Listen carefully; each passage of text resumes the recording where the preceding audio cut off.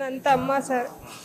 ಅದೇ ಅಂಗಡಿ ಹತ್ರ ಹಿಂಗೇನೋ ಕುಡ್ದು ಗಲಾಟೆ ಮಾಡ್ತಿದ್ದ ಅಂತ ಹೇಳಿ ಏನು ಬುದ್ಧಿ ಮಾತು ಹೇಳಿ ಹೋಗಿದ್ದಕ್ಕೆ ನೀನು ಯಾವನ ಕೇಳೋಕ್ಕೆ ಅಂತ ಜಗಳ ಆಡಿ ಕಲ್ಲು ತಗೊಂಡು ಬಾಯಿ ಮುಕ್ಕೆ ಹೊಡೆದು ಸಾಯಿಸಿರೋದು ಸರ್.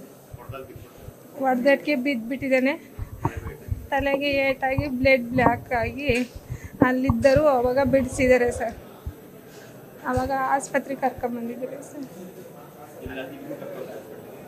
ರಾತ್ರಿಸ್ಲೇ ಕರ್ಕೊಂಬಂದಿದ್ರು. ನಮಗೆ ವಿಷಯ ಮುಟ್ಸಿರೋ ನಾವು ಅಲ್ಲಿ ಊರಾಗಿರಲಿಲ್ಲ. ವಿಷಯ ಮುಟ್ಸಿರೋ ಬಂದು ಸರ್ ಬೆಂಗಳೂರಿಗೆ ಅರಸೀಕೆರೆಗೆ ಕರ್ಕೊಂಬಂದು ಇಲ್ಲ ಆಗಲ್ಲ ಅಂದರು. ಹಾಸನಕ್ಕೆ ಕರ್ಕೊಂಬಂದರು, ಇಲ್ಲೂ ಆಗಲ್ಲ ಅಂದರು.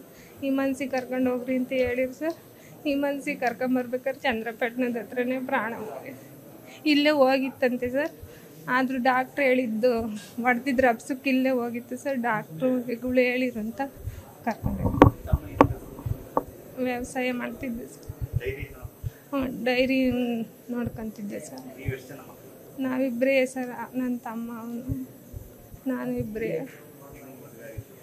ಮದುವೆ ಆಗಿ ಎಲ್ಲ 35 ವರ್ಷ ಆಗಿರ್ಬೇಕು ಸರ್. ಅವನಿಗೂ ಒಂದು 15 ವರ್ಷ. ಇಬ್ಬರು ಹೆಣ್ಮಕ್ಳಿದ್ದಾರೆ ಸರ್. ಒಂದು 10 ವರ್ಷದ್ದು, ಒಬ್ಳು 5 ವರ್ಷದಳು ಸರ್.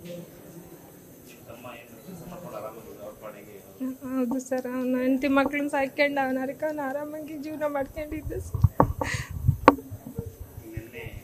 ಆಗಿದ್ದ ಘಟನೆ ತುಂಬ ನೋವಾಗೈತೆ ಸರ್.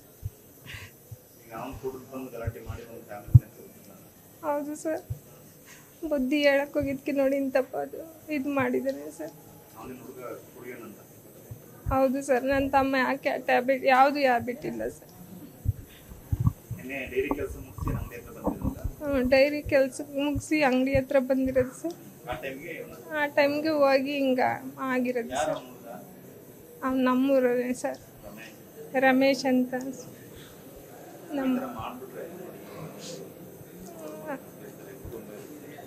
ಈಗ ಅವನ ಹೆಂಡತಿ ಮಕ್ಳಿಗೆ ಯಾರು ಆಗ್ತಾರೆ ಸರ್?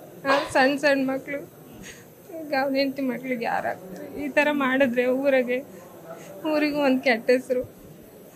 ಆ ಸಂಸಾರಗಳು ಹಿಂಗಾದ್ರೆ ಏನು ಸರ್ ಮಾಡೋದು? ಹೌದು ಸರ್.